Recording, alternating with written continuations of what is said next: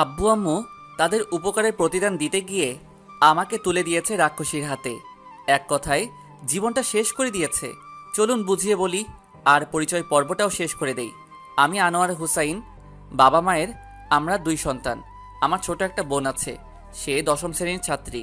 আর আমি এবার varsity second ইয়ারে এক্সাম দিয়ে অবসর সময় পার করতেছি। মধ্যবিত্ত পরিবারের একটা ছেলে আমি। আর আব্বুর বন্ধু অনেক বড় লোক, উনি সব বিপদে আমাদের পাশে থেকেছেন। আর এসবের বিনিময়ে আমাকে চেয়েছে তার মেয়ের জন্য। আঙ্কেলের মেয়ে নাকি আমাকে না পেলে মরে যাবে।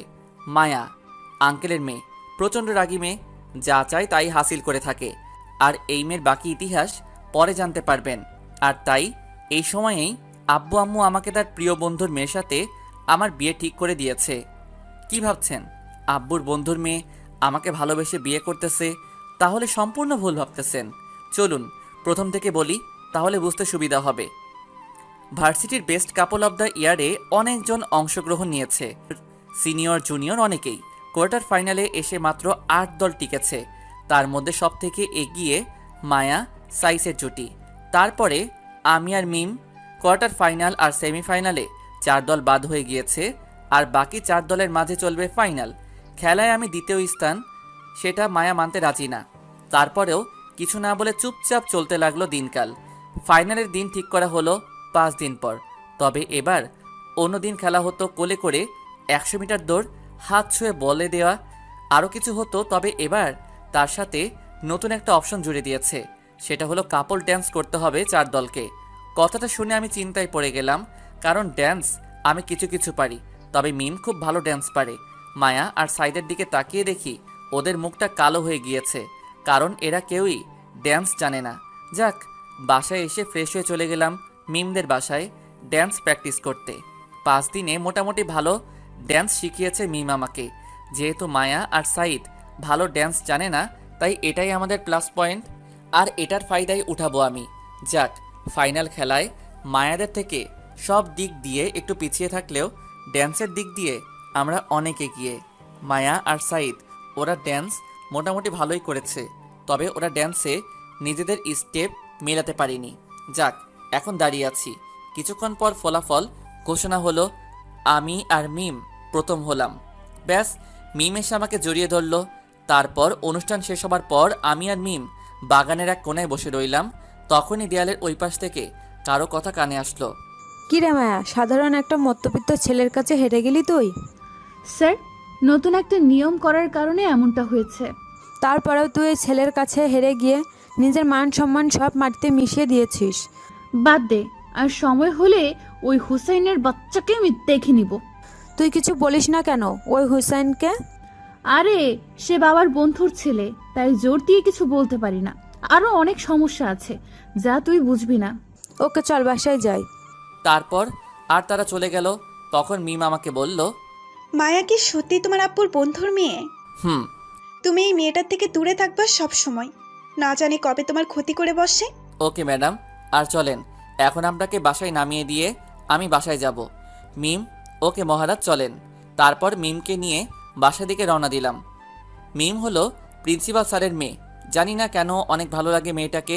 আস্তে আস্তে সম্পর্কে জড়িয়ে গেলাম দুজন, এটা প্রিন্সিপাল স্যারও জানে। তারপর মিমকে তার বাসায় নামিয়ে দিয়ে আমি চলে গেলাম আমার বাসায়। খাওয়া দাওয়া করে দিলাম একটা ঘুম। সন্ধ্যায় উঠে দেখি মায়া ফোন দিয়ে রেখেছে কয়েকটা। ফোনটা সাইলেন্ট ছিল, তাই সজাগ পাইনি। ফোনটা হাতে নিয়ে কল ব্যাক করলাম।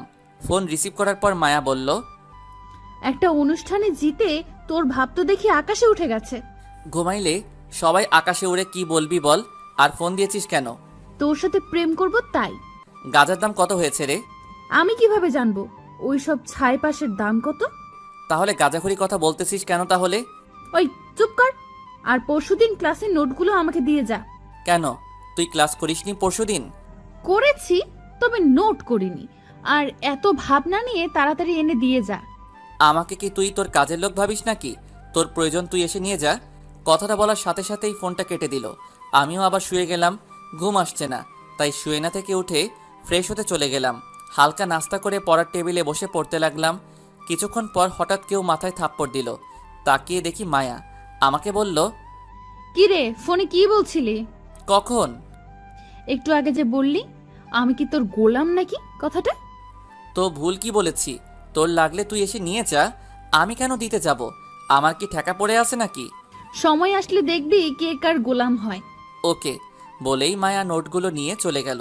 আর যাওয়ার আগে বলে গেল, তুই যে আমাকে এখান পর্যন্ত আনিয়েছিস তার শাস্তি আমি তোকে দিব। বলেই মায়া চলে গেল। আমি নিজের কাজে মন দিলাম। সকালে রেডি হয়ে ভার্সিটিতে গেলাম। গিয়ে দেখি মিম দাঁড়িয়ে আছে। তারপর দুজনে মিলে ভিতরে গেলাম। ভিতরে গিয়ে দেখি কিছু লোক এক জায়গায় জড়ো হয়ে দাঁড়িয়ে আছে। তাই মিম আর আমি সেখানে গেলাম। গিয়ে দেখি মায়া আর সাইদের কথা কাটাকাটি হচ্ছে। তাই সবাই তাকিয়ে দেখতেছে।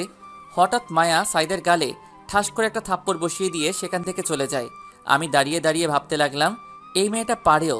এই নিয়ে হয়তো 12 ওদের ঝগড়া হয়েছে, আর শাস্তি হিসেবে সাইদকে একটা কষে করে চর খেতে হয়েছে।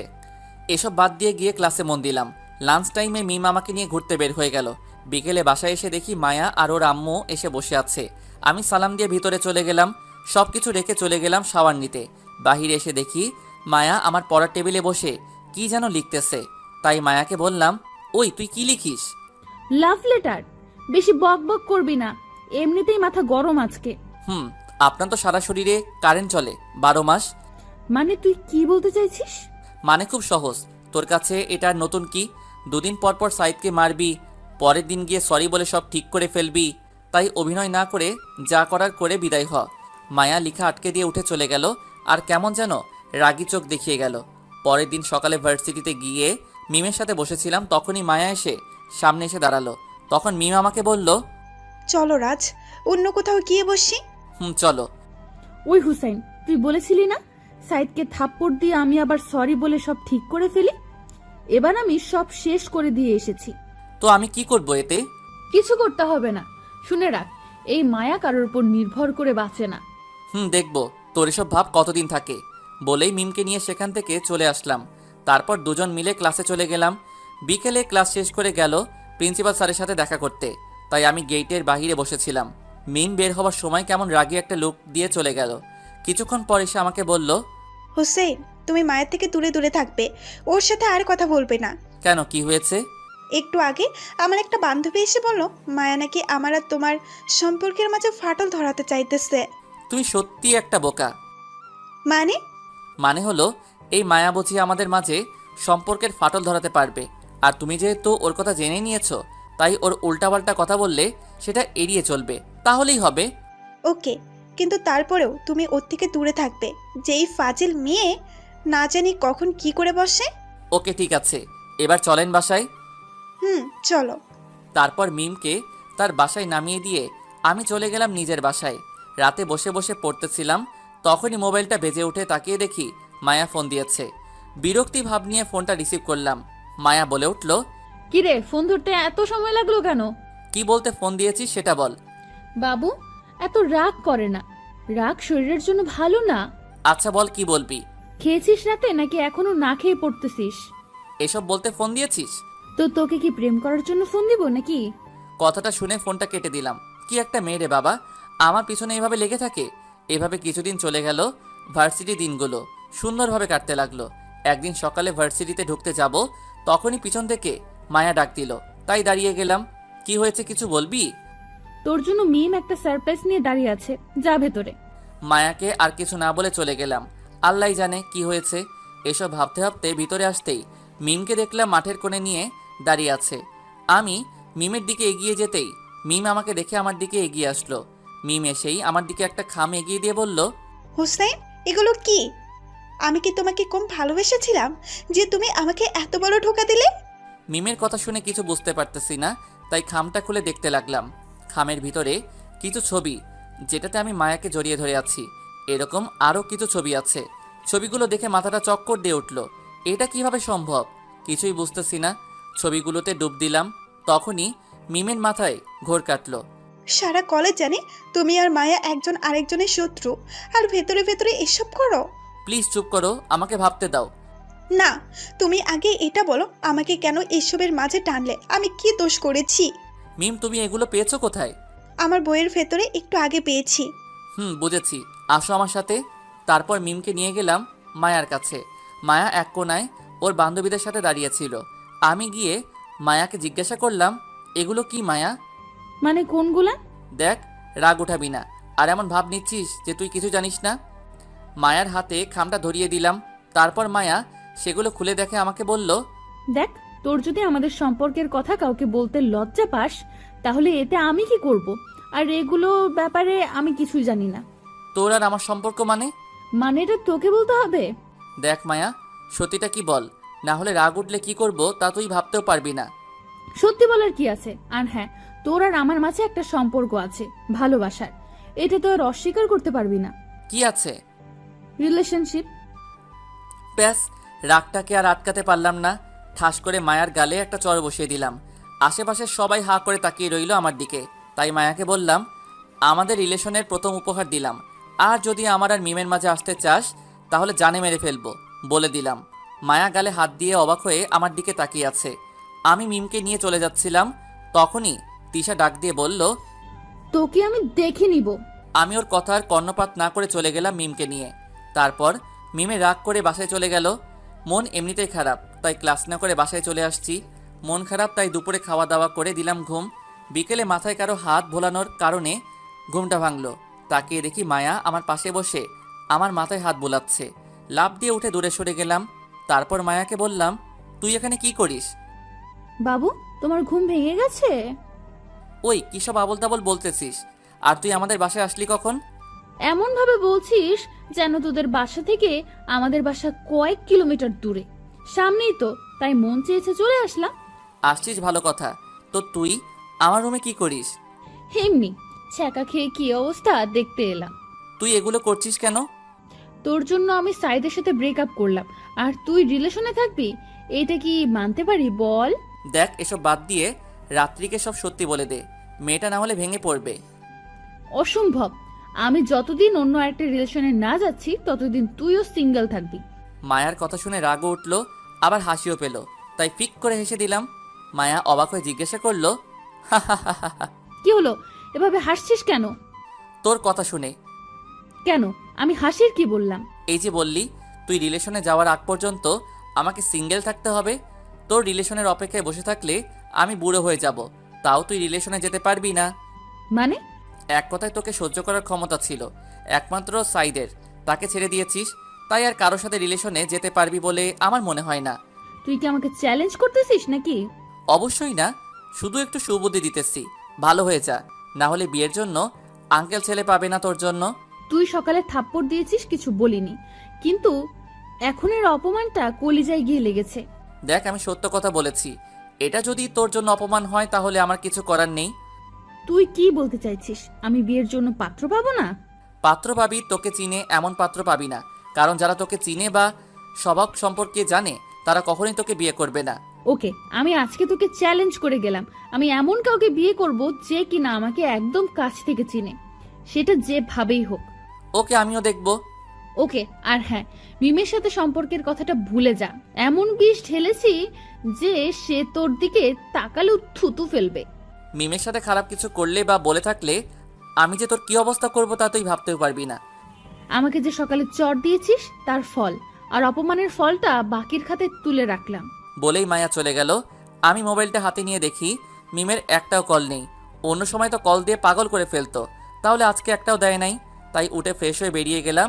মিমকে ফোন দিয়ে পার্কে আসতে বললাম। মিম আসতে রাজি না, অবশেষে অনেক কষ্টে রাজি করালাম।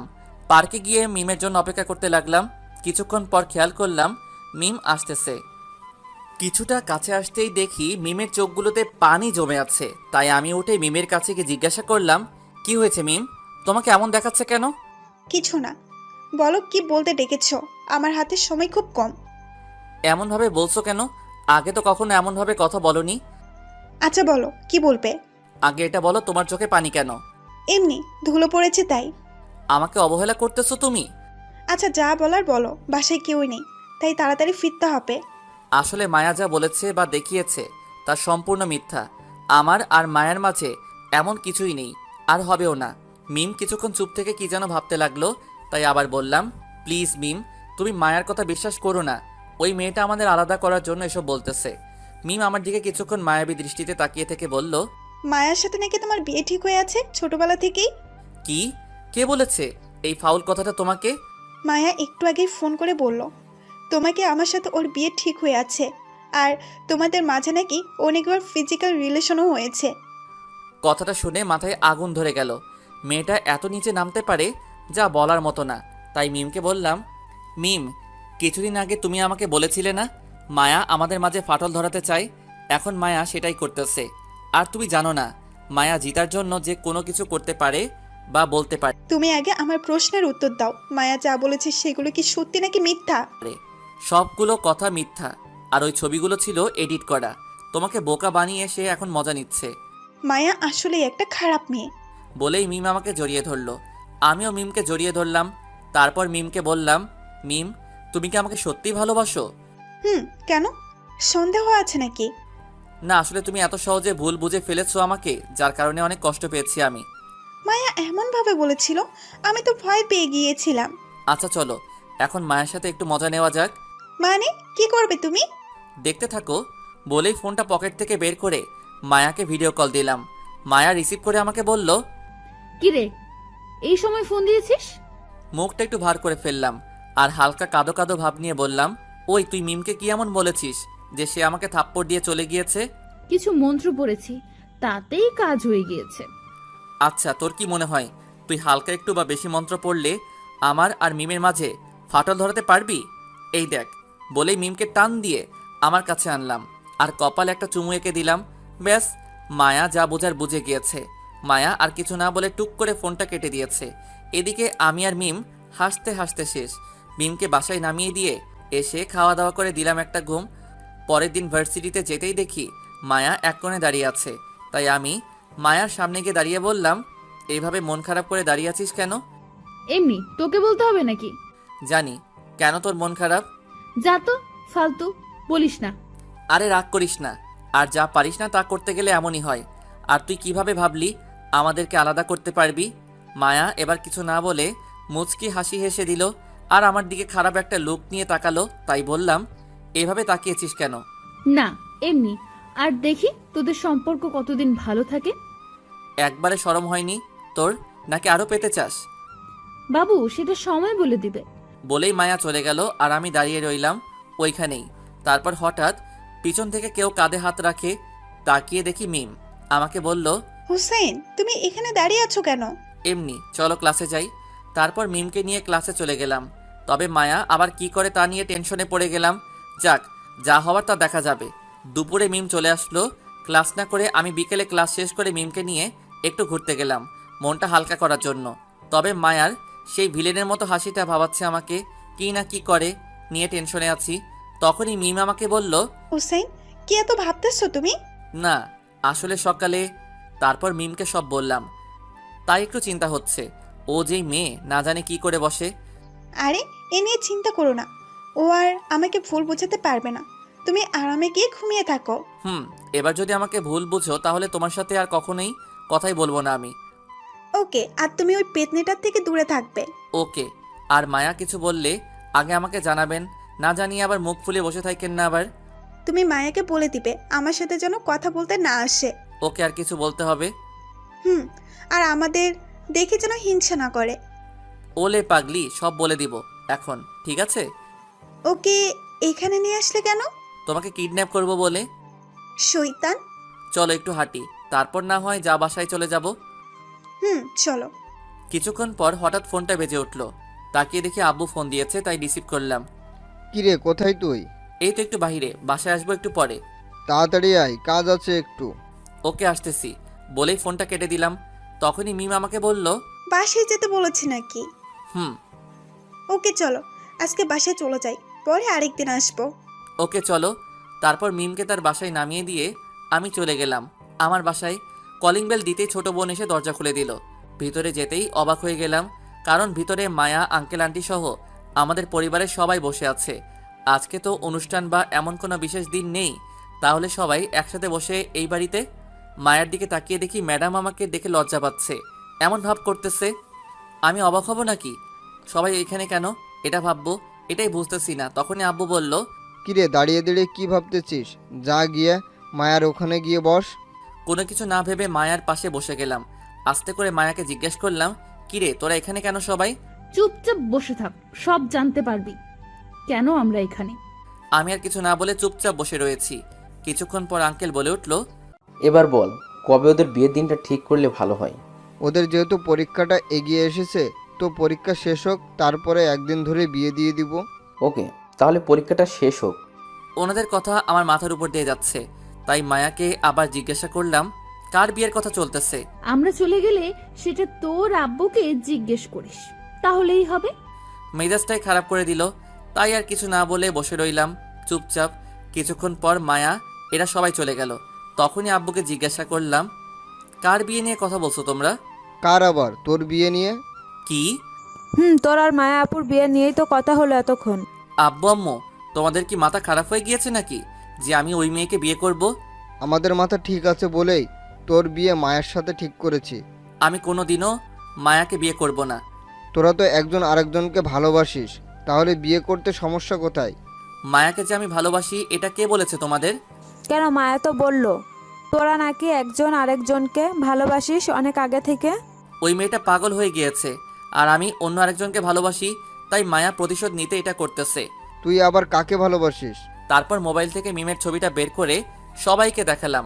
তারপর মিমের সম্পর্কে সব বললাম। তখন আব্বু বলল, আচ্ছা, আমি মায়ের আব্বুর সাথে কথা বলে দেখি। আর হ্যাঁ, এই মায়া নামের মেয়েটাকে বউ করার স্বপ্ন ভুলে যাও। বলেই ভিতরে চলে গেলাম নিজের রুমে। রাগে মাথাটা গজগজ করতে লাগলো। এসব ফাউ চিন্তা বাদ দিয়ে চলে গেলাম ফ্রেশ হতে। ফ্রেশ হয়ে বের হতেই দেখি মোবাইলে কল আসতেছে। তাকিয়ে দেখি মায়ার ফোন, তাই বিরক্তি নিয়ে ফোন করলাম। মায়া বলল, ধাক্কাটা সামলাতে পেরেছিস তো, নাকি আবার অজ্ঞান হয়ে গিয়েছিস? জি, সামলেও নিয়েছি, আর তোর ব্যাপারে সব বলেও দিয়েছি। আর তারা এবার আঙ্কেলের সাথে কথা বলে তোর অভিনয় সমাপ্ত করে দিবে, চিন্তা করিস না। মায়া চুপ হয়ে গেল আমার কথা শুনে। বুঝলাম টেনশনে পড়ে গেছে মেয়েটা, তাই আবার বললাম, কিরে, এবার তুই ধাক্কা খেলি নাকি? তবে দেখি কি করা যায়। দেখ মায়া, এসব সিরিয়াস বিষয় নিয়ে পাগলামি বন্ধ কর, না হলে খুব খারাপ হবে বলে দিলাম। খারাপ যাই হোক, বিয়ে তো আমি তোকেই করব। রাগে মাথাটা ফেটে যাচ্ছে, তাই ফোনটা কেটে দিলাম। কিছু না বলে চুপচাপ বসে রইলাম। রাতে খাওয়া দাওয়া করে দিলাম একটা ঘুম। সকালে ফ্রেশ হয়ে নাস্তা শেষ করে ভার্সিটিতে গেলাম। ভিতরে যেতেই মায়া সামনে এসে দাঁড়ালো।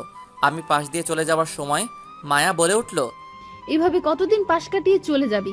কিছুদিন পর তো আমার হাতের মুঠোয় আসতে হবে। আমি কোনো কথা না বলে ক্লাসে গিয়ে মাথা নিচু করে বসে রইলাম। ক্লাস শুরু হতে অনেক টাইম বাকি, তাই ক্লাসে কেউ নেই, তাই মায়ার কথাগুলো ভাবতেছি। তখনই কাঁধে কারো হাতের ছোঁয়া পেলাম। তাকিয়ে দেখি মিম। কি হয়েছে? এভাবে মন খারাপ করে বসে আছো কেন? কিছু না বলে মিমকে জড়িয়ে ধরলাম। চোখ দিয়ে পানি চলে আসলো আপনা আপনি। জানি না চোখের পানিটা কেন এসেছে। মিম হয়তো কিছুটা অবাক হয়েছে আমার এমন আচরণে। তাও মিম জিজ্ঞাসা করলো, হোসেন, কি হয়েছে আমাকে বলো। কালকে বাসায় গিয়ে দেখি। তারপর মিমকে সব বললাম। এখন কি করব নিজেই বুঝতেছি না। আচ্ছা, তোমার আপু যেহেতু বলেছে কথা বলবে, সেহেতু দেখো কি হয়। মিম, তুমি জানো না মায়া যে করেই হোক এটা করে ছাড়বে। ওর মতো মেয়ে পারে না এমন কোনো কাজ নেই। হারে কিচ্ছু হবে না, দেখে নিও। তাই যেন হয়। আমরা কথা বলছিলাম, তখনই মিম ক্লাসে ঢুকে আর আমাকে মিমকে জড়িয়ে ধরা দেখে বলে, বাহ, ক্লাসকে কি তোমরা পার্ক বানিয়ে ফেলবে নাকি? মায়া, তুমি কি শুরু করেছো এটা? আমি আবার কি করলাম? যা করার তা তো তোমরা করতেছো। মায়া, তুমি হোসেনের বাসায় বিয়ের প্রপোজাল পাঠিয়েছো কেন? আমার মন চেয়েছে তাই। তুমিও পাঠাও। আমি কি না করেছি নাকি? তুমি আর কাউকে পেলে না হোসেনকে ছাড়া? নাকি হিংসা হয় আমাদের সম্পর্ক দেখে? আমি রাগী, তবে হিংসুটে না। আর হোসেনকে ভালো লেগেছে, তাই বিয়ে করতেছি, হিংসা করে নয়। বলেই মায়ের রুম থেকে চলে গেল। মিম এসে আমার পাশে বসে আমার মাথায় হাত বুলিয়ে দিতে লাগলো। বিকেলে ক্লাস শেষ করে আমি মিমকে তার বাসায় নামিয়ে দিয়ে চলে আসলাম নিজের বাসায়। বাসাতে আসতেই দেখি সবাই মুখটা ভার করে বসে আছে, তাই জিজ্ঞাসা করলাম, কি হয়েছে? সবাই এভাবে মুখটা ভার করে বসে আছো কেন? মায়ের আব্বুকে ফোন দিয়েছিলাম। তো উনি কি বলল? বলল সে নাকি মায়ের সাথে কথা বলেছে, আর মায়া নাকি তোকে ছাড়া অন্য কাউকে বিয়ে করবে না, আর তোকে না পেলে সে সুইসাইড করবে। সে মারা গেলে আমি কি করব? মারা যাবে না বেঁচে থাকবে সেটা সম্পূর্ণ মায়ের ব্যাপার। এখানে আমি কি করতে পারি? তবে মায়াকে আমি বিয়ে করব না, এটা শিওর। কি বলিস এসব? একটা মেয়েকে এভাবে মরতে দিব আমরা? আর তুই জানিস না ওর বাবা আমাদের কত বড় উপকার করেছে? উপকার করেছে ভালো কথা, তার জন্য কি আমি তার মেয়েকে বিয়ে করব নাকি? আর আমি যে অন্য আরেকজনকে পছন্দ করি এটা জেনেও কেন আমার পিছনে পড়ে আছে? দেখ, বিয়ের আগে এমন সম্পর্ক সবারই থাকে। তুই বরং ওই মেয়েটাকে ভুলে যাওয়ার চেষ্টা কর, তাতেই ভালো। আব্বু তোমাদের কিভাবে বোঝাবো আমি? আঙ্কেলকে বলে দিও আমি এই বিয়ে করব না, মানে করব না। প্লিজ বাবা, একবার ভেবে দেখ। আব্বুকে থামিয়ে দিয়ে আমি বললাম, আঙ্কেলকে বলে দিও সে যদি বিয়ে নিয়ে আর একটা পাও বাড়ায় তাহলে তার মেয়েকে মরতে হবে। না, আমি নিজে সুইসাইড করব, তাহলেই দেখবে সব শান্তি হয়ে গিয়েছে। কথাটা শুনে সবার চোখ মুখ বড় বড় হয়ে গিয়েছে। আমি সেদিকে খেয়াল না করে নিজের রুমে চলে আসলাম। রাতে খাওয়া দাওয়া করে আবার রুমে এসে বসে রইলাম। তখনই মিম কল দিল। তারপর মিমকে সব খুলে বললাম। মিম তারপর কিছুক্ষণ কথা বলে ফোনটা রেখে দিলাম।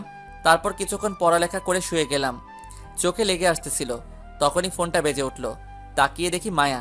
রাগটা মাথায় উঠে গেল। আবার মায়া নামটা দেখে একরকম বিরক্ত নিয়ে রিসিভ করে জিজ্ঞাসা করলাম, কি হয়েছে? ফোন দিয়েছিস কেন এত রাতে? তোর সাথে কথা বলতে মন চাইতেছিল, তাই। কেন, ফোন দিতে পারি না নাকি? দেখ, কাজের কিছু বলা থাকলে বল, না হলে ফোনটা রেখে দিব। ওকে শোন, আজকে পরীক্ষার সাবজেক্টের চার্ট দিয়েছে, সেটা তোর ইমেইলে পাঠিয়ে দিয়ে রেখেছি, দেখ। থ্যাঙ্কস বলে ফোনটা কেটে দিলাম। আর একটাও কথা বললাম না। তারপর আরামের একটা ঘুম দিলাম। সকালে উঠে ফ্রেশ হয়ে নাস্তা না খেয়ে ভার্সিটিতে চলে গেলাম। আম্মু ডেকেছিল, কিন্তু এক প্রকার রাগ নিয়ে বেরিয়ে গেলাম। ভার্সিটিতে গিয়ে দেখি মিম দাঁড়িয়ে আছে এক কোনায়, তাই আমি মিমের কাছে গেলাম। তারপর বসে রইলাম চুপ করে, মন খারাপ করে। তখনই পিছন থেকে কেউ কাঁধে হাত রাখলো। তাকিয়ে দেখি মায়া। মায়া বলল, কিরে, তুই নাকি না খেয়ে চলে এসেছিস ভার্সিটিতে? তো কি হয়েছে? খাওয়ার উপর রাগ করতে নেই, ধর এটা খেয়ে নে। বলে একটা প্যাকেট আমার দিকে এগিয়ে দিল। এমনিতেই মাথায় রাগ, তার উপর আবার এসব ঢং করতেছে। তাই বললাম, দেখো মায়া, এমনিতেই মাথা ঠিক নেই, তার উপরে প্যারা দিস না প্লিজ, যা এখান থেকে। ওকে, তবে এগুলো খেয়ে নিস। বলে প্যাকেটটা রেখে চলে গেল। আমি প্যাকেটটা নিয়ে দূরে ছুঁড়ে মারলাম। তখনই মিম আমাকে বলল, হোসেন, তুমি খেয়ে আসোনি সকালে? আবার তুমি শুরু করো না প্লিজ। না, চলো গিয়ে খেয়ে আসি, আর সব ঠিক হয়ে যাবে, দেখো। এখন চলো খেয়ে আসি। তারপর মিমের জোরাজোরির কারণে যেতে হলো খেতে। নাস্তা শেষ করে চলে আসলাম ক্লাসে। বিকেলে ক্লাস শেষ করে বাসায় আসতে দেখি সবাই চুপচাপ করে বসে রয়েছে। আমি কাউকে কিছু না বলে রুমে গিয়ে ফ্রেশ হয়ে খেতে আসলাম। এইভাবে দুদিন কেটে গেল। স্বাভাবিকভাবেই ভাবলাম আঙ্কেল হয়তো এই বিষয়টা নিয়ে আর এগোবে না, কিন্তু শুক্রবার আজকে, তাই সবকিছু বন্ধ। বিকেলে নিচে সবাই মিলে টিভি দেখতেছি। এমন সময় আঙ্কেল ফোন দিয়েছে আব্বুর মোবাইলে। আব্বু ফোন রিসিভ করে কথা বলতে লাগলেন। আব্বু আঙ্কেলকে বোঝাতে চাইতেন, কিন্তু আঙ্কেল বোঝার পাত্রই না। আব্বু তখন ফোনটা লাউড স্পিকারে দিয়ে সবার সামনে রাখলেন। তখন আঙ্কেল বললেন, দেখ, তুই হুসাইনকে যেভাবেই হোক রাজি করা, না হলে মায়া আমাকে হুমকি দিয়েছে যে 1 সপ্তাহের মধ্যে যদি বিয়ের দিন তারিখ ঠিক না হয় তাহলে সে নিজেকে শেষ করে দিবে। তুই মায়ের মাকে একটু বুঝিয়ে বল। আমি তাকে অনেক বুঝিয়েছি, কিন্তু কোনো লাভ হয় নাই। তার একটাই কথা, বিয়ে পরীক্ষার হলেই চলবে, তবে 1 সপ্তাহের ভিতরে। বিয়ে কবে হবে সেই দিন তারিখ ঠিক করতে হবে। দেখ, এখন আমরা যেদিকে যাই সেদিকেই বিপদ। বিয়ে ঠিক না করলে মায়াকে হারাতে হবে, আর ঠিক করলে আমার ছেলেকে হারাতে হবে। দেখ, তুই কি করবি জানি না, তবে হুসাইনকে যে করেই হোক বিয়েতে রাজি করাতে হবে। আমি কি করব নিজেই বুঝতেছি না। দেখ, তুই হুসাইনকে বল, প্রয়োজন পড়লে আমার সব সম্পত্তি আমি হুসাইনের নামে করে দিব, তাও আমার মেয়েকে বাঁচা। দেখো, হোসেন এসবে রাজি হবে না, আর তুই মায়াকে বুঝিয়ে বল যেন পাগলামি না করে। আরে সে কি কথা শোনার মেয়ে নাকি? ও যা বলবে তাই, না হলে কি করে বাকিটা তো তুই জানিসই। দেখো, যেদিকেই যাব সেদিকেই বিপদ দেখতে পাচ্ছি। আমি কি করব কিছুই বুঝতেছি না। দেখ, যেভাবেই হোক হুসাইনকে আমার মেয়ের জন্য চাই। প্রয়োজনে আমি সারা জীবন তোকে যা উপকার করেছি তার বিনিময় হিসেবে হলেও তোর ছেলেকে আমার মেয়ের জন্য চাই, তাও আমি মায়াকে হারাতে পারবো না। কথাটা বলে আঙ্কেল ফোনটা কেটে দিল। আর আমি কথাটা শুনে স্তব্ধ হয়ে গেলাম। উনি বিনিময়ে আমাকে চাইতেছে? কি বলবো, নিজেই ভাষা হারিয়ে ফেলেছি। আব্বুর দিকে তাকিয়ে দেখি মুখটা কালো হয়ে আছে। আমাকেও কিছু বলতে পারতেছেন না, আর ওইদিকেও সামলাতে পারতেছেন না। সবাই থ মেরে বসেছিলাম। তখনই আব্বু বলে উঠল, এবার বলো, আমি কোন দিকে যাব? নিজেকে আজ বড় অপরাধী মনে হচ্ছে। আব্বু আঙ্কেলের সাথে কথা বলে দেখি কি হয়। তুই আর কি বলবি? দেখলি না, উপকারের বিনিময় হিসেবে তোকেই চাইতেছি। আমি আর কিছু বলার ভাষা খুঁজে পেলাম না। উপকারের বিনিময় দিতে হবে এইভাবে তা জানতাম না আমি। এসব ভাবতেছি, তখনই আব্বু বলে উঠল, সব সমস্যা আমাকে ঘিরে। আমি না থাকলে সব ঠিক হয়ে যাবে। তোকে বা মায়াকে কাউকে মরতে হবে না। আমি মরে গেলে সব ঠিক হয়ে যাবে। বলেই আব্বু নিজের রুমে চলে গিয়ে দরজা বন্ধ করে দিল। আম্মু আর ছোট বোন গিয়ে দরজা ধাক্কাতে লাগলো। আমি তখনও জিম মেরে বসে আছি। মিমকে ছাড়া বাঁচার কখনো কল্পনাও করিনি। আর এখন বিয়েতে রাজি না হলে হয়তো আব্বুকে হারাতে হবে। কি করব কিছুই বুঝতেছি না। এমন মনে হচ্ছে নিজের ভিতরে টেনশন বেশি হওয়ার কারণে সেটা জ্যাম হয়ে গিয়েছে। পরিস্থিতি আগে সামলাতে হবে। তাই উঠে আব্বুর দরজার সামনে গিয়ে বললাম, আব্বু আমি বিয়ে করব মায়াকে, তাও তুমি কিছু করো না প্লিজ। কিছুক্ষণ পর আব্বু বেরিয়ে এসে আমাকে জড়িয়ে ধরে বলল, তুই আমাকে ছোট হওয়া থেকে বাঁচালে। আমি কিছু না বলে রুমে চলে আসলাম। এসে ওয়াশরুমে ঢুকে গেলাম। পানির ট্যাপটা ছেড়ে দিয়ে মুখটা ধুয়ে নিলাম। চোখ দিয়ে পানি পড়তে লাগলো। মনে মনে ভাবতে লাগলাম, আবারও এক মধ্যবিত্ত হেরে গেল পৃথিবীর নিয়মের মাঝে। এসব ভাবছিলাম আর চোখ দিয়ে পানি পড়ছিল। কিছুক্ষণ পর ওয়াশরুম থেকে বেরিয়ে আসলাম। ঠিক করে নিলাম যে হয়তো সুখে থাকতে পারবো না মায়াকে বিয়ে করে, তবে সবাইকে খুশি তো রাখতে পারবো, এতেই অনেক কিছু। তবে এটা করলে যে মিমের কাছে অপরাধী হয়ে যাব, এটা তাদের কিভাবে বোঝাবো? আমি কি করব তা নিজে জানি না। হয়তো একজনের কাছে অপরাধী হব, তবে সবাইকে সুখে রাখতে পারবো, এতেই অনেক। রাতে খাওয়া দাওয়া করে বিছানায় শুয়ে ভাবতে ভাবতে কখন ঘুমিয়েছি তা নিজেও বলতে পারি না। সকালে কারো ফোনে ঘুম ভাঙলো। তাকিয়ে দেখি মিম। বুকটা ধাক করে উঠলো, তাও রিসিভ করলাম। মিম বলল, কি জনাব, ঘুম ভাঙেনি? এই তো। আচ্ছা, আজ থেকে নাকি আর ক্লাস হবে না, তাই ভার্সিটিতে আর যাওয়ার দরকার নাই। ওকে, তুমি বিকালে একটু দেখা করতে পারবে? কোথায় আসতে হবে বলো? তুমি নদীর পাড়ে এসো। ওকে। তারপর আরও কিছুক্ষণ কথা বলে ফোনটা রেখে দিলাম। উঠে ফ্রেশ হয়ে নিচে গিয়ে নাস্তা করে নিলাম। তারপর আঙ্কেলের বাসার দিকে রওনা দিলাম। যাওয়ার পর আঙ্কেল আন্টির সাথে কৌশল বিনিময় করে জিজ্ঞাসা করলাম, আন্টি মায়া কোথায়? সে তো ঘুমাচ্ছে। কেন, কোনো কাজ আছে নাকি? না আন্টি, ওর কাছে আমার একটা খাতা আছে, সেটা নিতে এসেছি। আচ্ছা, তুমি যাও, গিয়ে নিয়ে আসো। আমি আর কিছু না বলে সোজা উপরে চলে গেলাম মায়ার রুমে। গিয়ে দেখি এখনও ঘুমাচ্ছে। ঘুমন্ত অবস্থায় মায়াকে কেউ দেখলে বলবে না মায়া এমন কাজ করতে পারে, কারণ ঘুমালে মায়াকে অনেক মায়াবী লাগে। মায়াকে হালকা করে ডাক দিতে সে আমাকে বলল, কি রে, তুই আমার রুমে এত সকালে? সূর্য আজকে কোন দিকে উঠলো?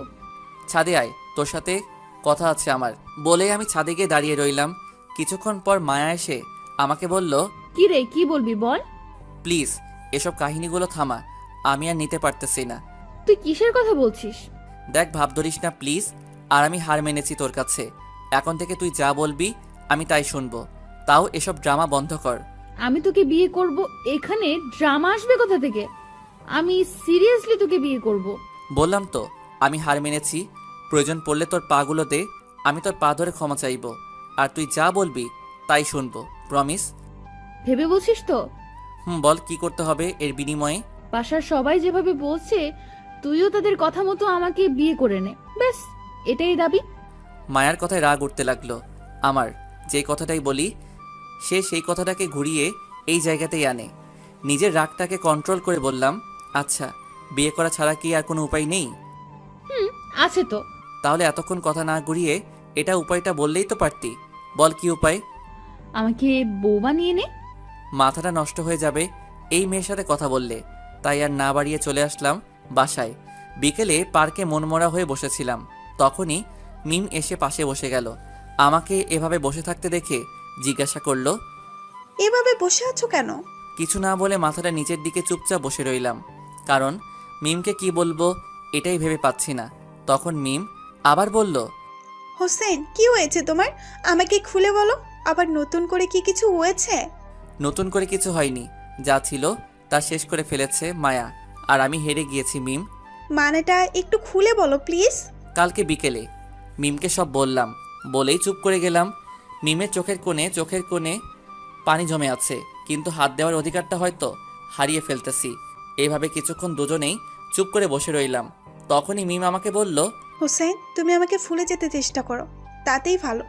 কারণ তোমাকে এমন জায়গায় এনে দাঁড় করিয়েছে যে তোমাকে, হয়তো আমাকে না হয় তোমার বাবার সম্মান আর জীবনটা একটা বেছে নিতে হবে। তাই তোমার জন্য ভালো হবে আমায় ভুলে যাওয়া। আমি অশ্রু চোখে মিমের দিকে তাকালাম। মিম তার নজর সরিয়ে নিল। হয়তো নজর মিলাতে মিম নিজেকে সামলে রাখতে পারবে না, তাই নজর নামিয়ে ফেলেছে। মিম জানো, আমি এমন একটা জায়গায় এসে দাঁড়িয়েছি, এখন সামনে পিছনে যেদিকেই যাই কারো না কারো কাছে অপরাধী হতে হবে। হোসেন, তুমি নিজেকে সামনের দিকে নিয়ে যাও। আর আমি কিছু মনে করব না। তুমি মায়াকে বিয়ে করে নাও, তাহলে তুমি অনেক খুশি হবে। সান্ত্বনা দিতেছো? মিম আমাকে কিছু না বলে চুপচাপ বসে রইল। মিমের পাশে বসে থাকতে পারতেছি না, নিজেকে কেমন অপরাধী মনে হচ্ছে নিজেকে। তখনই মিম বলল, চলো বাসায় যাই, এমনিতেই অনেক রাত হয়ে যাচ্ছে, আর আমরা একসাথে থাকতে পারবো না বলে কি হয়েছে? আমরা তো ভালো ফ্রেন্ড হয়ে থাকতে পারি নাকি? জানি না তোমাকে হারিয়ে খোদার উপরে রাগ করব, নাকি এত সুন্দর জীবনটা নষ্ট করে দেওয়ার জন্য তাকে দোষ দিব, এটাই বুঝতেছি না। হয়েছে, এবার চলো বাসায় যাই। তারপর আর কিছু না বলে মিমকে তার বাসায় নামিয়ে দিয়ে আমি বাসায় চলে আসলাম। জানি না আজকে কি হারিয়েছি, তবে নিজের জীবনের সব থেকে দামি জিনিস হারিয়েছি, এটা বুঝতে পারতেছি। তবে মায়ার উপর প্রচুর রাগ হলো। তার দরকার বিনিময় ভালোবাসা, তাই তাকে বিনিময়ের ভালোবাসাই দিব। কখনো মনে জায়গা করতে পারবে না। মায়াকে বিনিময় সব কিছু দিব, তার সাথে আমার সম্পর্ক থাকবে শুধু উপকারের বিনিময়ে ভালোবাসা। মায়াকে আর তুই না, এখন থেকে আপনি করে বলবো, কারণ সে সব ভেঙে দিয়েছে শুধু বিনিময়ের ভালোবাসা চেয়ে। পরের দিন সকালে ভার্সিটিতে গিয়ে এক কোণে বসেছিলাম, তখনই মায়া এসে বলল, কি রে, আজকে তোর নায়িকা কোথায়? দেখতে পাচ্ছি না। কিছু না বলে চুপচাপ বসে রইলাম।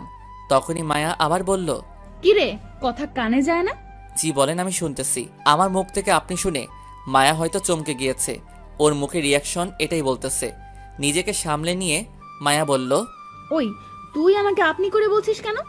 আরে আপনার বাবা আমাদের এত উপকার করেছে, তাহলে আমি আপনাকে তুই বা তুমি কি করে বলি বলেন? খোঁচা দিতেছিস নাকি? আরে না, আপনারা বিনিময়ে আমাকে চেয়েছেন, আমি তো বিয়েতে রাজি হয়ে গিয়েছি, এতে খোঁচা দেওয়ার কি আছে? দেখ, তোর আপনি আমার ভালো লাগতেছে না, আর এসব ঢং বাদ দে। দেখুন, আপনারা উপকার করেছেন তাই সম্মান প্রাপ্য, আর আমি ঢং করতে যাব কেন? আমি তো রিয়েলিটিতে চলতেছি, আর তাই যদি কেউ উপকার করে তাকে সম্মান দিয়ে কথা বলতে হয়। ওকে, ডাকতে থাক, আর সম্মান দেওয়া ভালো। বলেই মায়া উঠে চলে গেল। আমি সেই জায়গাতেই বসে রইলাম। এভাবে কেটে গেল কিছুদিন। এর মাঝে বিয়ের দিন ঠিক হয়ে গিয়েছে, আমার পরীক্ষাও প্রায় শেষ। আমি পরীক্ষার মাঝে নিজেকে ব্যস্ত রাখার চেষ্টা করলাম, আর ওরা যা বলে তাতেই তাল মিলিয়ে চলতে লাগলাম, কারণ যা হারাবার তা তো হারিয়ে ফেলেছি। হয়তো ওই দিনই জীবনের শেষ দিনটাও কাটিয়ে নিয়েছিলাম। পরীক্ষার শেষ দিনে মায়া সবাইকে বিয়ের কার্ড দিয়ে দাওয়াত দিতে লাগলো। সবাই শকড হলো আমার আর মায়ার বিয়ের কথা শুনে। পরীক্ষা শেষ আজকে, তাই বাসায় এসে ঘুমিয়ে গেলাম। আর এক সপ্তাহ পরে বিয়ে। সন্ধ্যায় ঘুম ভাঙলো, মাথায় হাত দিয়ে বুলিয়ে দিতেছে, তাকিয়ে দেখি মায়া, তাই লাফ দিয়ে উঠে বললাম, আপনি এখানে কেন? কেন, আর 10 দিন পর তো এই রুমটা তো আমারও হবে, তাই আগে থেকেই এসে অভ্যাস করতেছি। ও হ্যাঁ, তা বলেন, আপনার কি সেবা করতে পারি? কিছু করা লাগবে না, তুই এখানে শুয়ে থাক, আমি তোর চুলে বিলি কেটে দিতে ভালো লাগতেছে। আমি কিছু না বলে চুপচাপ শুয়ে গেলাম, কারণ জীবনের একটাই লক্ষ্য এখন, তার বিনিময় কিভাবে পূরণ করব। এভাবে কেটে গেল আরও 9 দিন। সব কিছুই ঠিকঠাক চলতেছিল, বিয়েটাও হয়ে গেল আজকে। সবাই মুখে হাসি, আমিও হাসতেছি, তবে সেটা মন থেকে নয়, সবাইকে খুশি রাখার জন্য। মায়াকে নিয়ে বাসায় আসতে আসতে গভীর রাত হয়ে গিয়েছে। সবাই মায়াকে নিয়ে পড়ে আছে, তাই আমি বাহিরে গিয়ে বসে রইলাম। রাতে বাহিরে বসে চাঁদের দিকে তাকিয়েছিলাম, তখনই আব্বু কাঁধে হাত রাখলো। আমি বললাম, আব্বু কিছু বলবে? তোকে অনেক কষ্ট দিয়ে ফেলেছি না রে। আরে ধর, কি যে বলো না, তোমার সম্মান বাঁচাতে নিজেকে কোরবানি করে দিতে পারি, এটা আর কি। আচ্ছা যা, অনেক রাত হয়ে গেছে, এখন রুমে যা। বলেই সেখান থেকে সোজা রুমে চলে আসলাম। দরজা লাগিয়ে ওয়াশরুমে চলে গেলাম। ফ্রেশ হয়ে এসে দেখি মায়া নতুন বউয়ের মতো খাটে বসে আছে, তাই গিয়ে জিজ্ঞাসা করলাম, আপনার কি সেবা লাগবে বললে ভালো হতো। মায়া এবার চট করে ঘুমটা খুলে আমার দিকে রাগী চোখে তাকিয়ে বলল, নতুন বউয়ের সাথে কি করতে হয় তা জানিস না? জি, বলে দিলে ভালো হতো। নিজের ভিতরের ফিলিংস থেকে যা আসে তা থেকে কর, এটাও কি বলে দিতে হবে? সরি, আসলে ভিতরে ফিলিংস শব্দটা মারা গিয়েছে, তাই কি করতে হবে বলে দিলে ভালো হয়। মায়া অবাক হয়ে কিছুক্ষণ তাকিয়ে রইল, হয়তো ভাবতেছে এমন ছেলেটা কবে বদলে গেল। কিছুক্ষণ পর আমাকে বলল, কিছু করতে হবে না, এসে শুয়ে পড়। জি ঠিক আছে, বলেই গিয়ে খাটের একপাশে শুয়ে গেলাম। মায়া চলে গেল ফ্রেশ হতে। কিছুক্ষণ পর ফ্রেশ হয়ে এসে মায়া আমার বুকে মাথা রাখলো। আমি চুপচাপ মরার মতো পড়ে রইলাম। তখন মায়া বলল, আমাকে জড়িয়ে ধর। আমি কোনো কথা না বলে জড়িয়ে ধরলাম। তারপর মায়া চুপচাপ ঘুমিয়ে গেল। আমার চোখে ঘুম নেই, শুধু একটা কথাই মাথায় নাড়া দিতেছে। সবার মন রাখতে গিয়ে একজনের মন ভেঙে দিলাম আমি। এই অপরাধের ক্ষমা কোথায় থেকে পাবো? আর মায়ার ফিলিংসের কথা বলছে, সে নিজে জানে না ফিলিংসগুলো শুধু একজনকে ঘিরে, আর সেই হারিয়ে গেছে আমার জীবন থেকে। এসব হাজারো চিন্তা করতে লাগলাম আর চোখ দিয়ে সমানে পানি পড়তে লাগলো। কখন যে সকাল হয়ে গেল নিজেও জানি না। হঠাৎ মায়ার বুকের মাঝে নড়াচড়া দিয়ে উঠল। বুঝলাম মায়ার ঘুম ভাঙতেছে। আমি হাত দিয়ে চোখের পানিগুলো মুছে ঘুমের ভান ধরে চোখটা বন্ধ করে নিলাম। মায়া উঠেই নিজেকে আমার থেকে ছাড়িয়ে নিল। তারপর হঠাৎ করে আমি নিজের গালে নরম ঠোঁটের ছোঁয়া অনুভব করলাম। তারপর মায়া চলে গেল। আমি তাকিয়ে দেখি ওয়াশরুমে চলে গিয়েছে ফ্রেশ হতে। কিছুক্ষণ পর ফিরে এসে আসার শব্দ পেলাম, তাই আবার চোখ বন্ধ করে শুয়ে রইলাম। কিছুক্ষণ পর মায়া আমাকে ডাক দিল। ঘুম ভেঙেছে এমন একটা ভাব নিয়ে তাকালাম। তখনই মায়া বলল, তুই রাতের বেলায় ঘুমের মধ্যে কিস করলি কেন আমাকে? মায়ার কথা শুনে আমি টাসকি খেয়ে এলাম। কাল রাতে আমি ঘুমালাম কখন? নাকি মায়া ভাব নেওয়ার জন্য বলেছে? এসব ভাবতেছি তখন মায়া আবার বলল, কিরে, উত্তর দিচ্ছিস না কেন? সরি, আসলে ঘুমের মধ্যে মানুষ কি করে তা তো বলতে পারে না, তাই ভুল করে হয়ে গিয়েছে, মাফ করে দিবেন প্লিজ। ওকে, যা উঠে ফ্রেশ হয়ে আয়। ওকে বলেই উঠে চলে গেলাম ফ্রেশ হতে। ফ্রেশ হয়ে এসে রেডি হবার পর মায়া আর আম্মুকে নিয়ে নাস্তা করতে গেলাম। আমি চুপচাপ গিয়ে নাস্তা করতে বসে গেলাম। ওইদিকে মায়াকে নিয়ে সবাই মজা করতেছে। এসব কেমন যেন বিরক্ত লাগতেছে, তাই হালকা কিছু খেয়ে রুমে চলে আসলাম। কিছুতেই ভালো লাগতেছে না। আমার পিছন পিছন মায়াও রুমে আসলো। এসে আমাকে বলল, রুমে চলে আসলি কেন? আসলে ভালো লাগতেছিল না তাই চলে আসছি। কেন, কোনো সমস্যা হয়েছে নাকি? সবাই কেমন করে যেন তাকিয়ে দেখতেছিল তোর চলে আসার দিকে। ও তো এখন কি করতে হবে বলেন? আমার সাথে বাহিরে আয়, আর সবার সাথে হাসি মুখে কথাবার্তা বলবি। ওকে, এই হাসিটা চলবে? তোরে হাসি দিতে বলছি, দাঁত বের করে দেখাতে বলি নাই। আর এমন ভাবে হাসি দিতেছিস যেন হাসি দিতে কষ্ট হইতেছে তোর। আসলে এর চেয়ে সুন্দর হাসি আমি দিতে পারি না। কেন, আগে যে মিমের সাথে বসে বসে হাসতি, ওইগুলো কোথায় এখন? ওই যার নামটা বলেছেন তার সাথে মাটি চাপা পড়ে গেছে হাসিগুলো। আমার কথা শুনে মায়া চুপ হয়ে গেল। কিছু বলতে গিয়েও থেমে গেল। তারপর বলল, আয় বাইরে যাই, রুমে ভালো লাগতেছে না। চলেন। তারপর মায়াকে নিয়ে বাইরে গেলাম। সবার সাথে কথা বলতে লাগলাম। বিকেলে রেস্ট করতে রুমে এসে শুয়েছিলাম, তখনই মায়া রুমে আসলো। তারপর ফ্রেশ হতে চলে গেল। ফ্রেশ হয়ে এসে দরজা লাগিয়ে দিয়ে এসে আবার বুকে শুয়ে গেল। আমি আগের মতোই শুয়েছিলাম। তখন মায়া বলল, আচ্ছা হুসেন, এখন তো স্বামী স্ত্রী, তাই না? কাজী সাহেব বলেছিল, কালকে শুনেছি। তুই কি এখনো আমাকে মেনে নিতে পারিসনি? তোর কি বলেন এসব? আমি তো ওই দিন আপনাকে মেনে নিয়েছি, যেদিন আপনার আব্বু বিনিময় চেয়েছিল। হুসেন প্লিজ, পেছনে সবকিছু ভুলে যা। এখন এসব মনে রেখে লাভ নেই। ওকে, ভুলে গেলাম। এই তো ভালো ছেলে। তো এখন বল, আমাকে ভালোবাসিস কিনা? ভালোবাসাটা কি জানতে পারলে খুব ভালো হতো।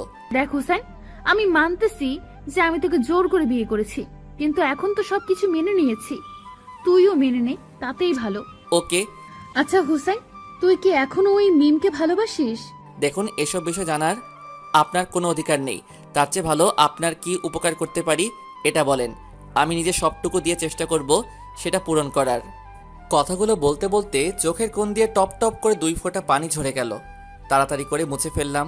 মায়া আমার কথা শুনে আর কিছু না বলে চুপচাপ শুয়ে রইল। আমি মনে মনে ভাবতে লাগলাম, এখন কেমন লাগে মায়া? আমিও ওই দিন এমনভাবে কষ্ট পেয়েছিলাম যা হয়তো তুমি আজকে ফিল করতেছো। মায়া বললে হয়তো আমি তার সাথে সেক্স করতে, আমি তাও করব, তবে তা বিনিময় হিসেবে ভালোবেসে না। কারণ আমি মাটি দিয়ে দিয়েছি আমার মন আর বাকি সব কিছু মিমে চলে যাওয়ার সাথে। এখন নিয়ম মতো রোবটের মতো নিজের দায়িত্ব পালন করে যাব। এটাই হয়তো বাকি জীবনে থাকবে। এসব ভাবতে ভাবতে কখন যে ঘুমিয়ে গেছি তা নিজেও জানি না। চোখ খুলল কারো ডাকে।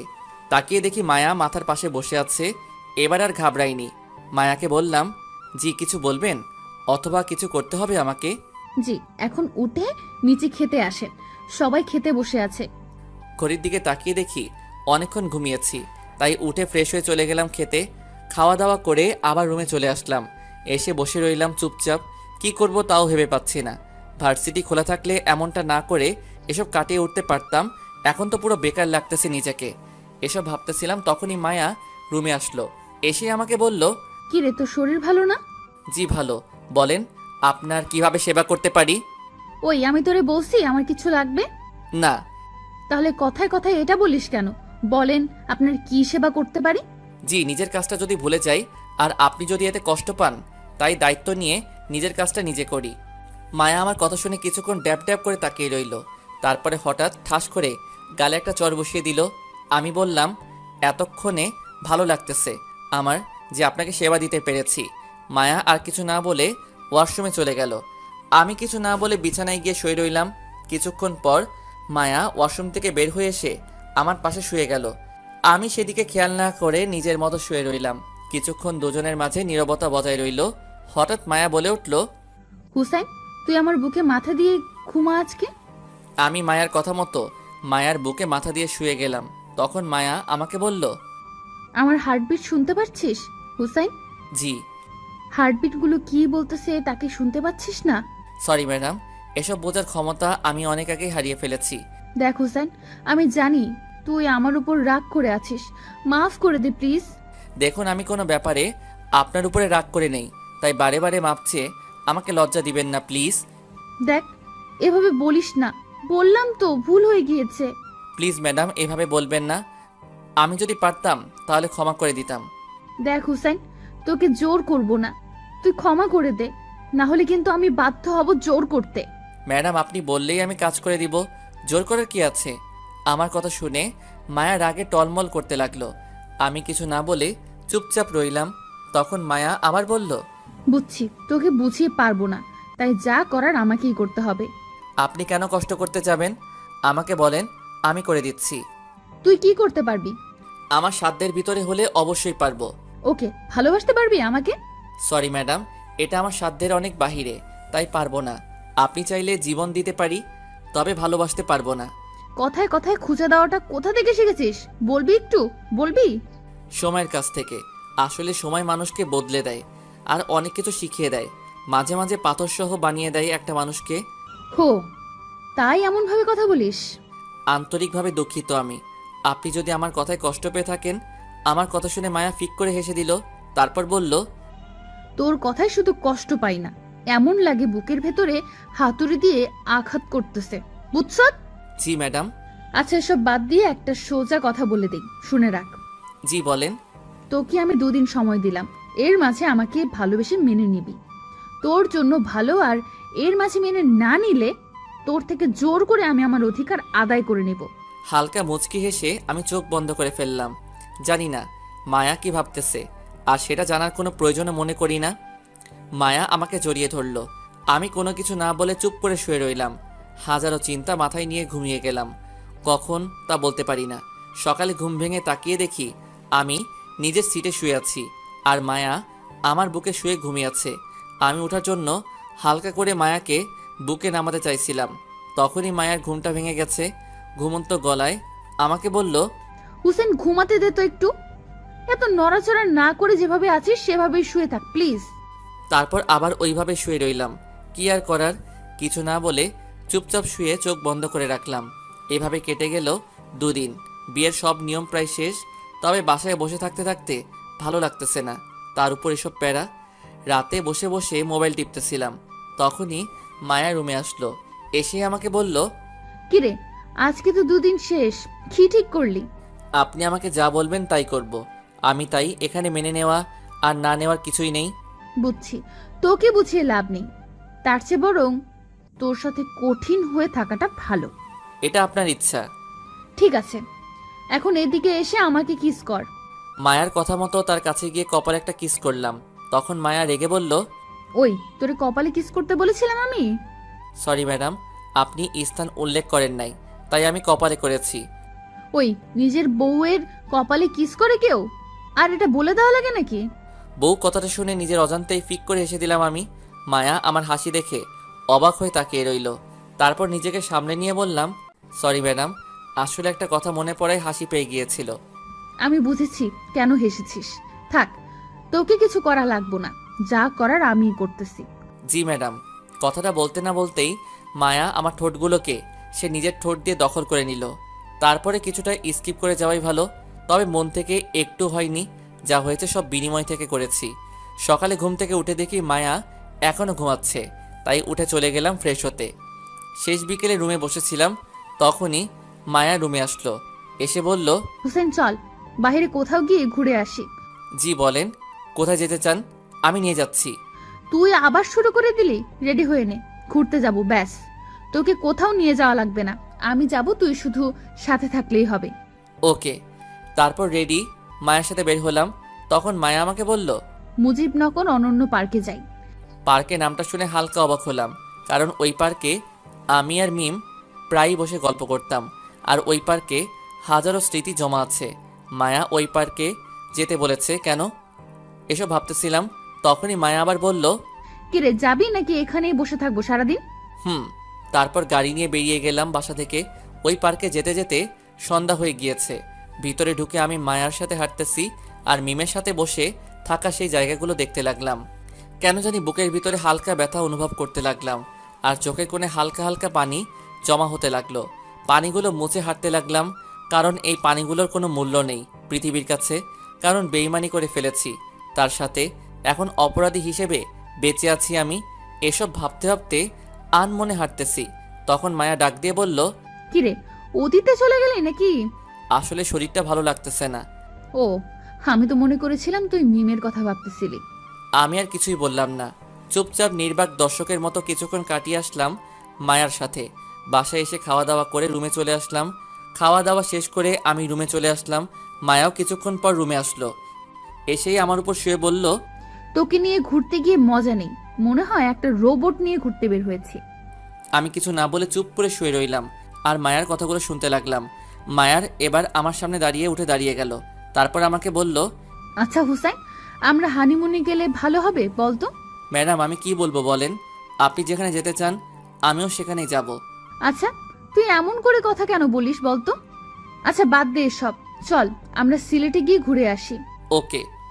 মায়া চলে গেল ফ্রেশ হতে। কিছুক্ষণ পর আমার চোখটা লেগে আসলে ঘুমিয়ে গেলাম। সকালে ঘুম ভাঙলো মায়ার ডাকে। তাকিয়ে দেখি আমার পাশে বসে আছে। আমাকে সজাগ হতে দেখে বলল, কিরে, ঘুম ভেঙেছে? জি। আচ্ছা উঠে রেডি হয়ে নে তাড়াতাড়ি, আমাদের বাসায় একটু যেতে হবে, আব্বু ডেকেছে আমাদেরকে। ওকে। তারপর রেডি হতে চলে গেলাম। ফ্রেশ হয়ে নাস্তা করে মায়াকে নিয়ে ওদের বাসায় গেলাম। সবার সাথে কুশল বিনিময় করা শেষ হলে আঙ্কেল আমাদের নিয়ে তার অফিসে গেল। গিয়ে নিজের মতো করে বসে রইলাম।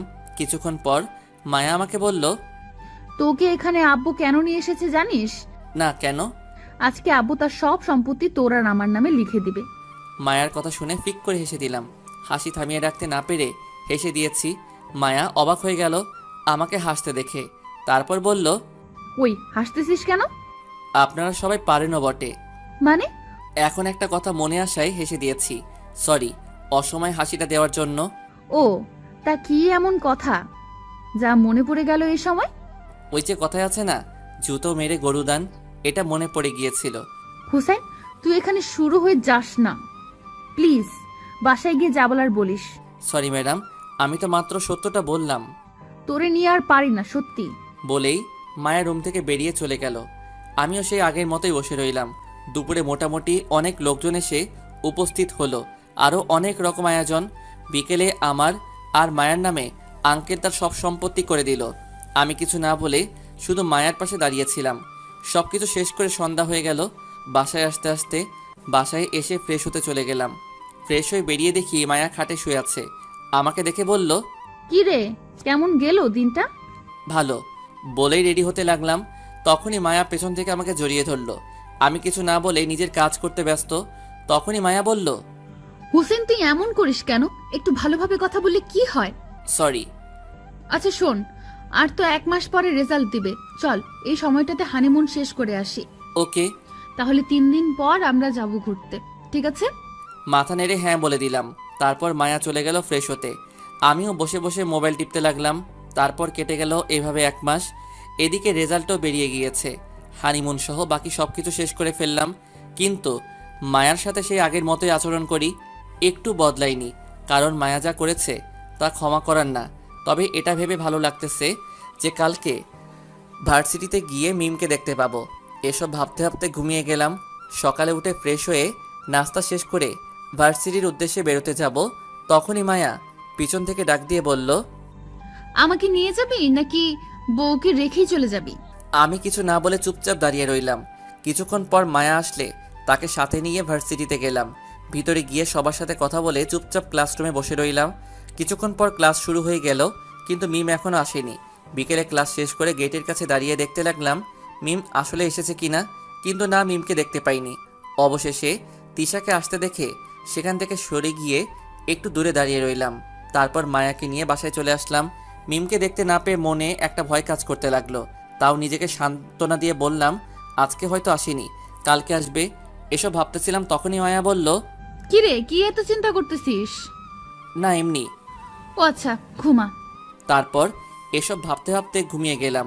সকালে উঠে ফ্রেশ হয়ে মায়াকে নিয়ে ভার্সিটিতে গেলাম। মায়া ভিতরে চলে গেল। আমি মাঠের এক কোণে দাঁড়িয়ে নীরবে দু চোখে মিমকে খুঁজতে লাগলাম, কিন্তু মিমের নাম গন্ধ নেই। কাউকে কিছু জিজ্ঞাসা করতে পারতেছি না, তাই নীরবেই চারপাশে দেখতে লাগলাম। হঠাৎ পিছন থেকে কাঁধে হাত রাখলো, তাই হালকা ঘাবড়ে গেলাম। পিছনে তাকিয়ে দেখি মায়া। আমাকে এভাবে ঘাবড়াতে দেখে মায়া বলল, আরে ভয় পাস না, আমি।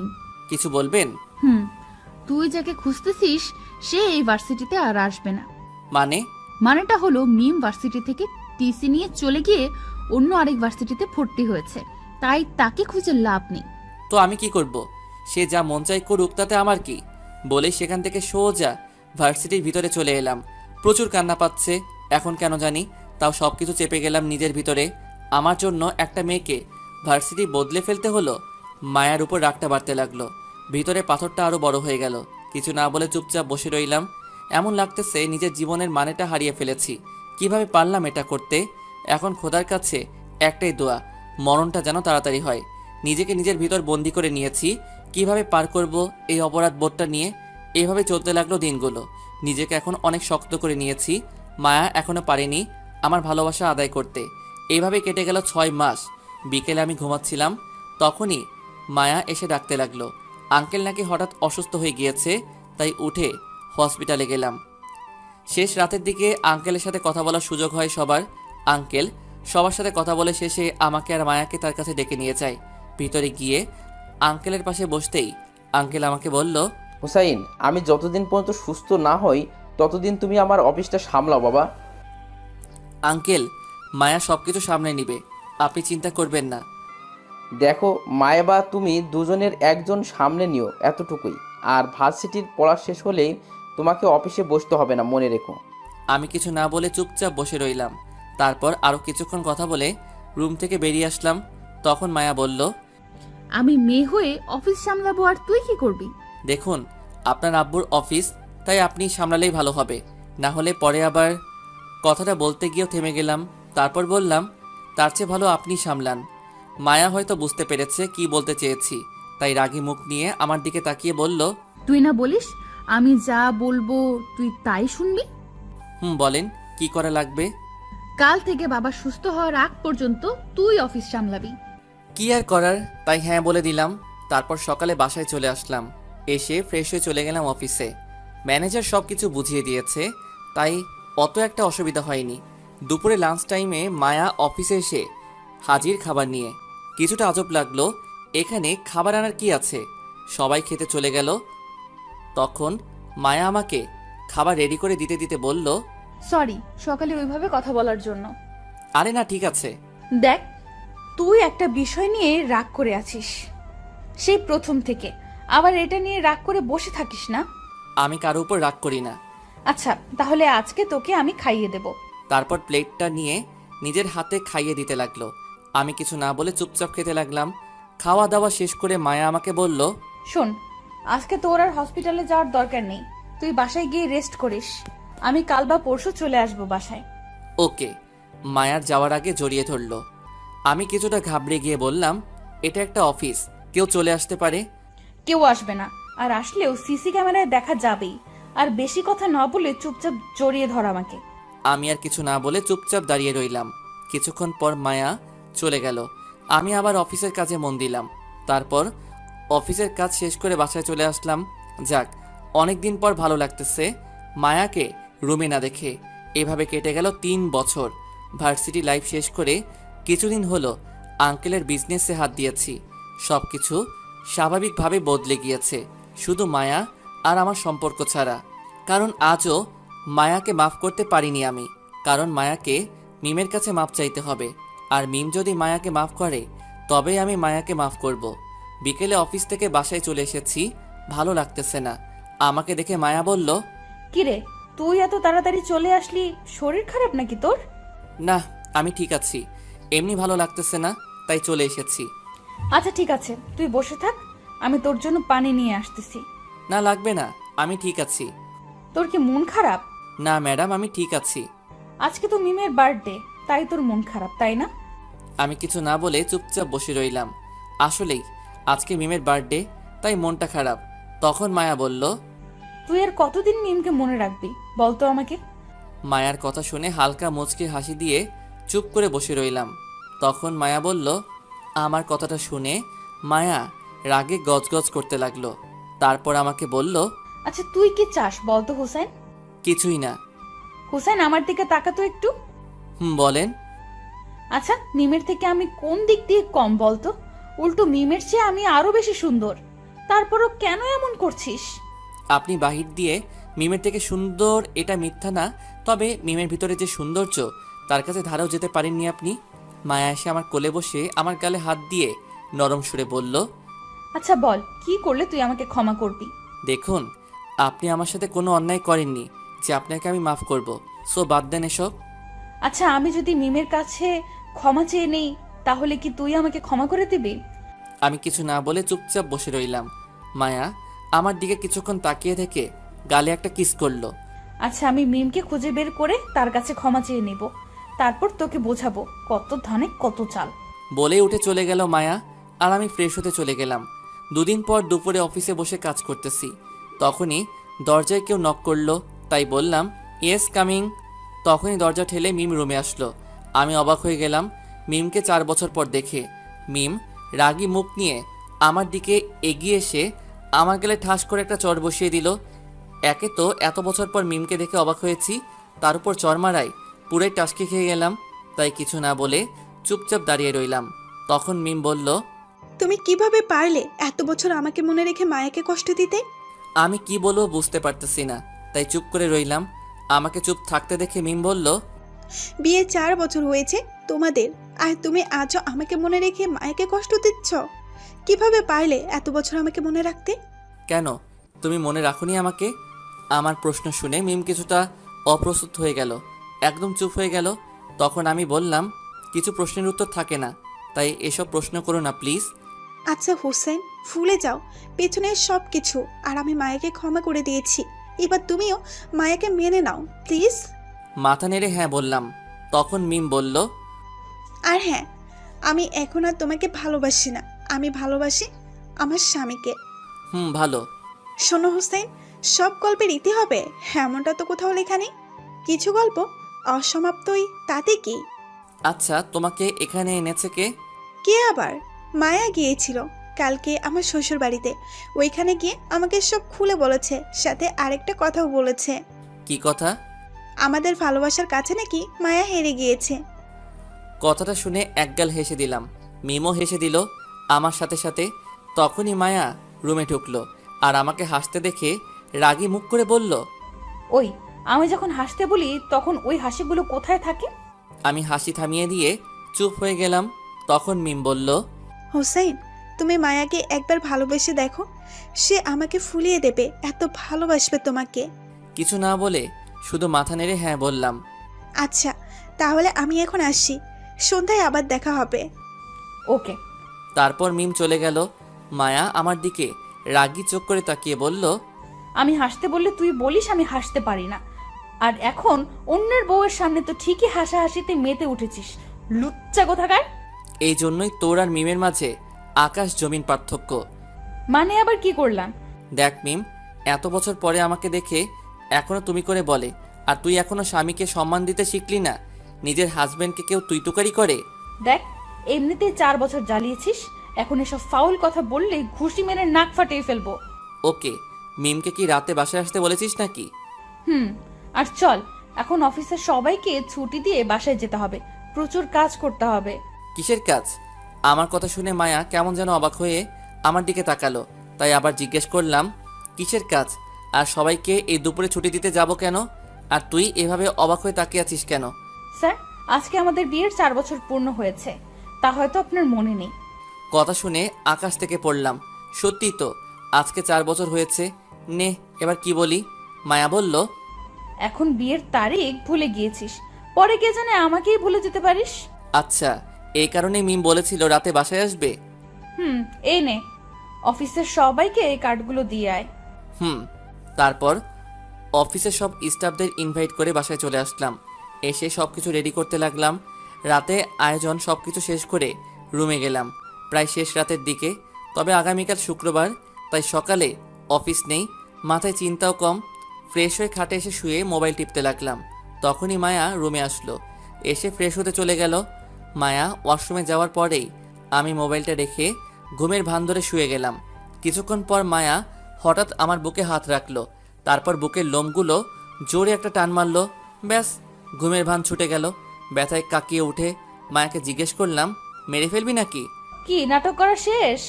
নাটক করলাম কখন? আর এভাবে লোমে ধরে টান দিয়েছিস কেন? মন চেয়েছে তাই। আর একটা কথা বলবো বলে তোকে সজাগ করেছি। কি বলবি বল। তুই নিজের কানটা এদিকে আন। মায়ার মুখের কাছে কানটা নিয়ে বললাম, বল এবার। তোর ছোট বোন একটা ভাতিজা চায়। সত্যি বলতেছিস? তাই তো তোকে বললাম। ওর শখ কি পূরণ করবি তুই? মায়া মাথা নেড়ে হ্যাঁ বলে মাথাটা নিচু করে রাখলো। তাই আমি বললাম, তো কি আর করার, চল। ছোট বোনের আবদার বলে কথা, তারপরে যা হওয়ার তাই। আর পড়া লাগবে না।